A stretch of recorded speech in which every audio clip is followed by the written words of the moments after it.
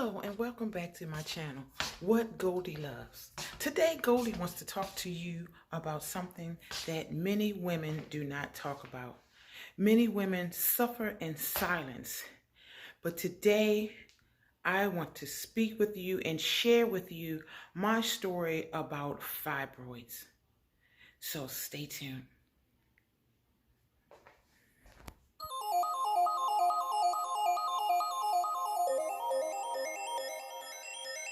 Hey, today I want to talk to you about fibroids and what they are and how they affect women. So I pulled it up on my computer because I wanted to read to you exactly what it is, and then I'll put it into my own words. Fibroids are abnormal growths that develop in a woman's uterus. Sometimes these tumors become quite large and cause severe abdominal pain and heavy periods. In other non-cancerous, the growths are typically benign and non-cancerous. The growths are typically benign and non-cancerous. The cause of fibroids is unknown.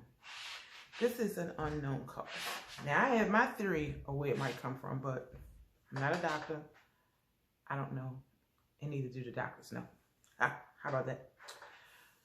So, at any rate, I want to share with you my journey of fibroids. I was told at a very young age that I had fibroids, probably like after I had my children. I think probably like in my 30s. I had my children earlier than that, but the fibroids never bothered me. And so it was nothing that I worried about or concerned myself with because they didn't bother me until later on in life. And I would tell you, because I worked out daily and I ate pretty good, I would say that I ate healthy, but not, I didn't eat plant-based, I'm not a vegan, none of that. So I do love me some fried chicken.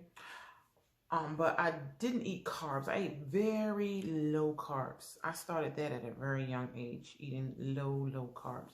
So it never bothered me. And I say that to say that when I started eating crazy, you know, I got married, fell in love, and then my husband eats a certain way.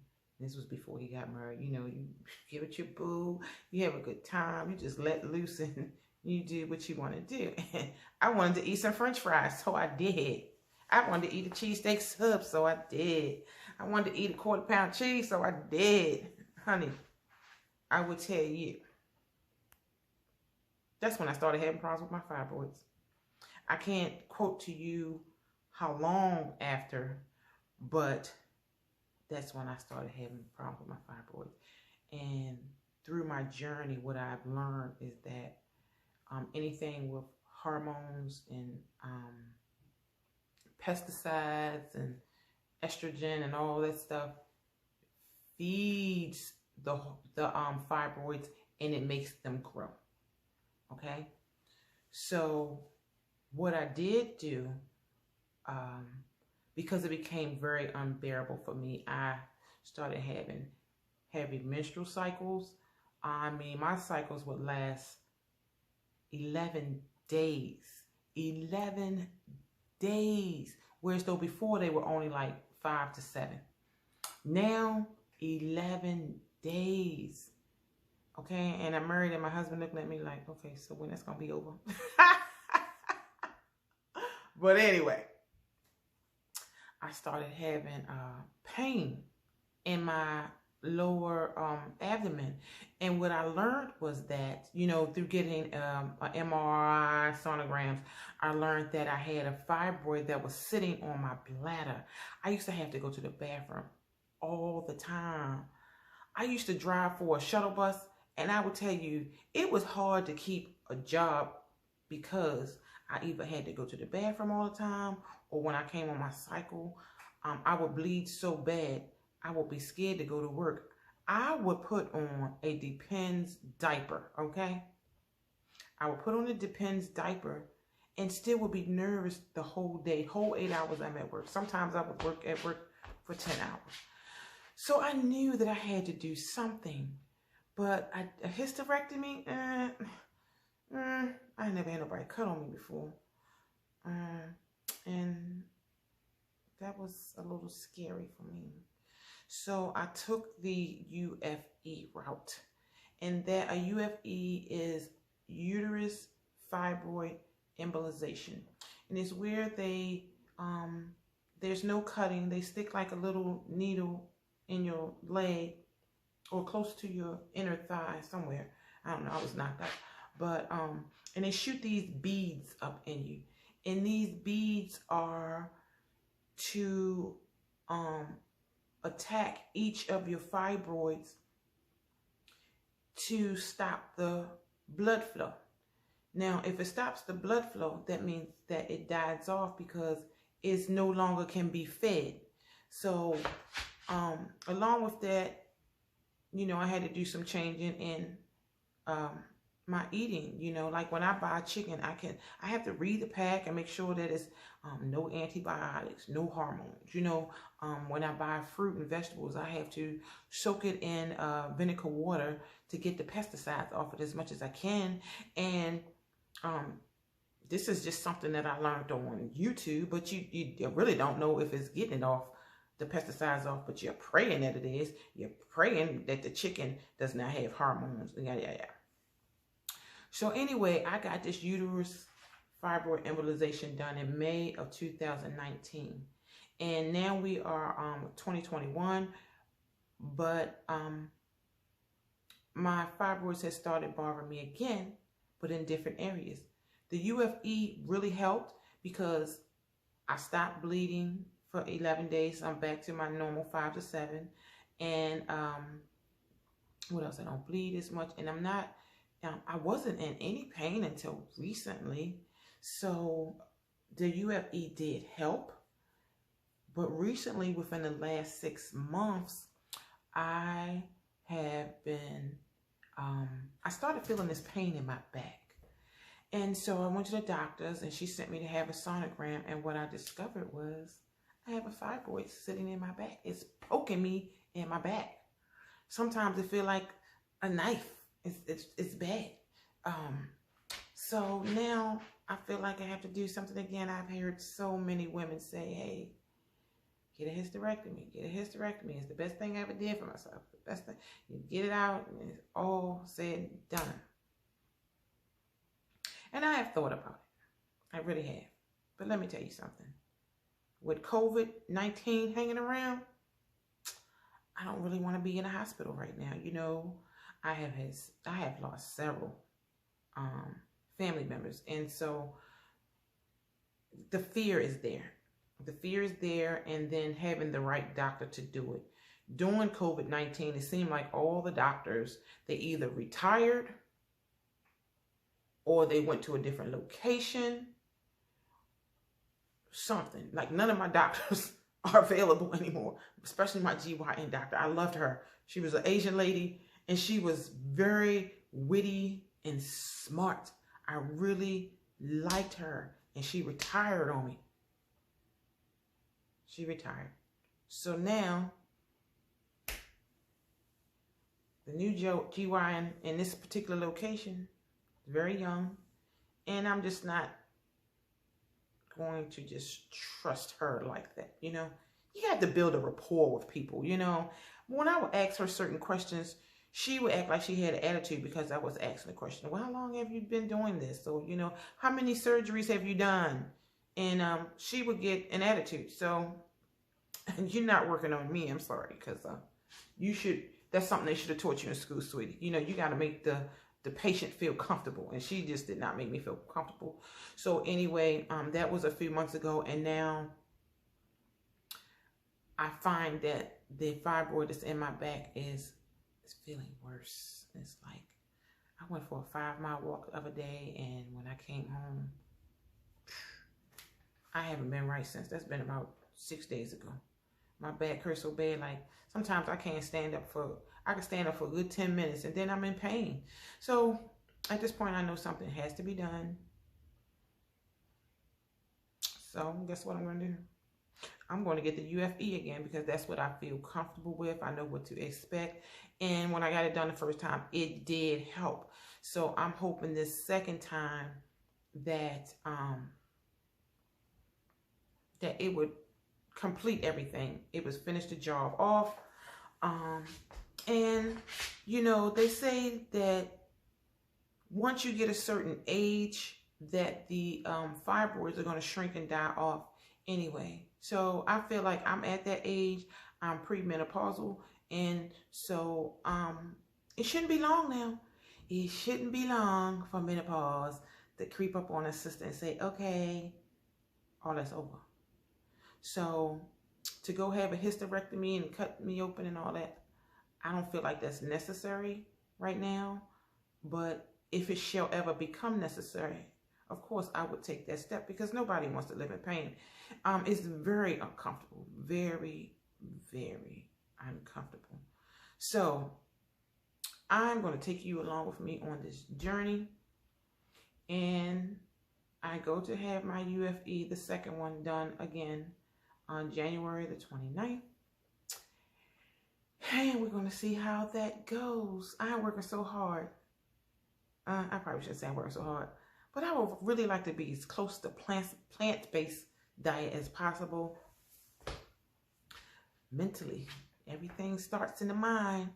Just haven't gotten there yet, but I am maybe a pescatarian or something. So anyway, I'm going to see if I can post a couple of pictures of what my fibroids used to look like. I don't even know if you'll be able to tell. And yeah. This is an image of the MRI before I actually had the embolization procedure done. And as you can see, the white dot on the bottom is pressing on my bladder, which made me go to the bathroom all the time. And all the little black dots are other fibroids. I had like 22 of them, 4 the size of a softball. Now here's an image of the actual embolization, what it looks like. So the doctor allowed me to take a picture of this as he pulled it up on the computer. So here we have the catheter inserted inside my inner thigh, and it just shows how the beads will go to the fibroids and to help stop the blood flow. And here's a picture of me in the gym, just showing how big my stomach had protruded because my uterus had grown so big that it made my stomach look really large. Hey guys, welcome back to my channel. I'm getting ready to take a shower because my procedure is tomorrow. Today is January 28th, 2021. And so I am having my UFE done tomorrow, Uterus Fibroid Embolization. This will be the second time that I'm having it done. And so before I go to bed, I have to do a couple of things. I cannot eat after 12 a.m. and I've been instructed to do a couple of things first. Wait a minute, my medication is not in this bag. So at any rate, I am kind of nervous. After speaking with the nurse, whoever she was today, talking about all this pain. Now, I've had this done before, and I wasn't even nervous then, but now for some reason I'm nervous. I think maybe COVID got me nervous. Maybe that's what it is. So pray for me. Matter of fact, you probably won't see this until after the surgery, but anyway. So anyway, I have to put this patch behind my ear. And she said this is after I take my shower to put this patch behind my ear. And this is to help with nausea. Now, I don't recall the last time them having me put this patch behind my ear. And I asked her why, because they gave me a lot of nausea medicine. But she said because a lot of people vomit afterwards. And the first time I had this done, I did not vomit. And again, the reason I'm having this done again is because the procedure worked. It did not work 100%. I still had 2 fibroids that it did not kill off. It did not stop the blood flow from going to those fibroids. So those fibroids are still being fed by certain things that I eat, hormones, pesticides, and things like that. So again, I'm not ready for a hysterectomy, so I decided, okay, I'm gonna have this procedure done again and see how it works this time. Hopefully this will be it. Hopefully, let's pray. All right, so I had to get my medication. I had to get blood work done before the procedure. I'm not sure what all that's for, but I'm sure they have their reasons. And so I have something here called oxycodone Percocet. So this is like a Percocet for pain, and this is ciprofloxacin. I don't know what that word say, but anyway, yeah, and this is another nauseating medication.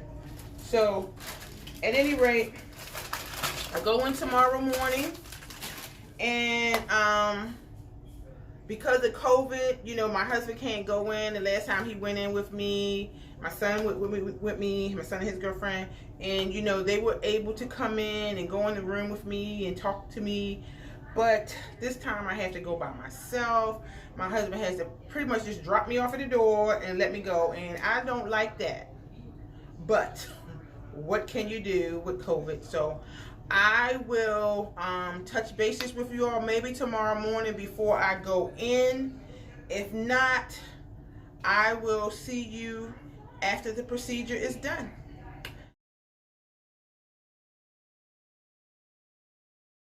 Good morning, everyone. Today is January the 29th, and you know what that means? That today I will be having my UFE procedure, Uterus Fibroid Embolization procedure. And so I'm getting ready to go. I have to be there at 9:30. It is now 8:25. So I just wanted to touch bases with you all. I probably will do another video when I get to the location. But right now, I am about to put on my mask. Yes, I have a whole lot of them. And I'm a little nervous. I did not put that patch behind my ear. I was supposed to put a patch behind my ear last night called, I forgot the name. It begins with an S. But I just did not feel comfortable putting that behind my ear. It's supposed to help with nausea.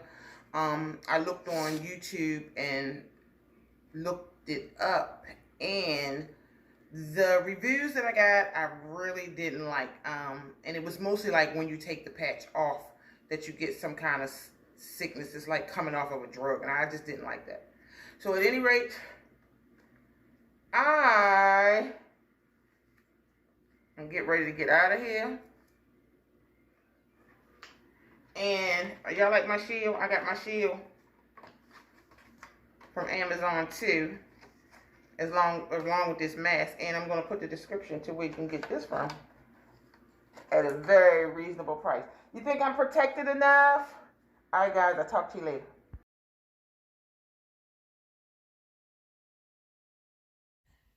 Hey guys, it's me.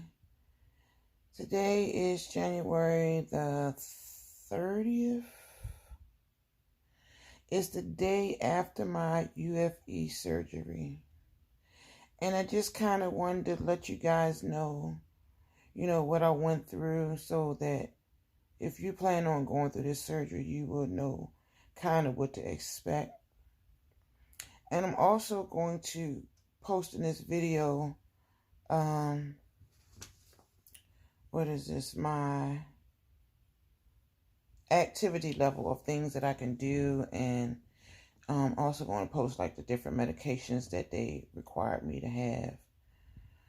So just let me tell you how my morning went. So I went in. My husband couldn't stay because of COVID. Now, last time he could stay, and this time he couldn't stay. Pretty much just had to drop me off and go on about his business till it was time for him to come back. So I'm still a little groggy on medication. Last night when I came home, man, they must have had me on so much medication. I slept all day when I came home. I may have woke up every now and again and just would fall right back to sleep. And I can't fall asleep with no TV on, but honey, I was sleeping with that TV on. I was snoring and everything. But anyway, let me start. So when I went in, okay, they registered me and everything, and then I had to go back to my room, you know, where I had to get undressed. I had to take all of my clothes off and put on, you know, their little long outfit, and they even gave me little socks to put on. So I had to take off everything, and then they give you this thing to cover your head. So if you're having a bad hair day, you get to put on one of their little scrubby hats. Because I took my weave out the day before, and I was not even trying to do no hair, so I put that little scrubby thing on. Plus my weave was itching, and I was like, I didn't want to be doing this while they was doing the surgery, right? I was like, I didn't want to do this, so I just took the weave out. Anyway, you know, they gave me anesthesia, but they didn't put me fully asleep. I could still see and everything. I could still even talk to them. I could feel them putting the pressure on a little bit of the area that they were working on. I could definitely feel it. And I'm going to show you exactly where they did the surgery. The catheter was placed between my thigh and the crease of my leg. And I should try to get you a good image. I was told that I could remove the covering of the insertion in 3 days. Now here are a copy of my discharge instructions and also a listing of my medications. Now I had to have these medications before the procedure was done, or they would not have done the procedures if I would not have had those medications in hand. Good morning, good morning. It is Sunday, day 3 of my surgery or procedure, my UFE procedure. It is 5 a.m. in the morning. I had to come out here in the living room because I didn't want to disturb my husband. I had a pretty rough night last night. I didn't eat a lot yesterday. I ate some chicken broth. I threw the noodles away. Soup, but I just drank the broth. And I ate 2 or 3 peppermint patties. And I was good all day. Drink my water. But last night about 8 o'clock, my stomach was feeling really empty. So I decided to eat an apple. Then they told me that I could eat lightly. Not to eat a lot, but I could eat lightly. And I thought eating the apple would be light, but it tore my stomach up. Oh my goodness. My stomach was hurting so bad, and then my legs get to hurting. So it was hard for me to get to sleep, but I took some meds and I slept pretty good. So I'm on day 3. We're gonna see how that goes. Hopefully a little bit better. I will still continue to eat lightly. I think today I might have me some turmeric tea that I made, and maybe some boiled eggs or something like. All right, guys, I'm just trying to help anyone that's thinking about going through this journey, just to kind of give you an idea of what to expect. All right, I will touch bases later.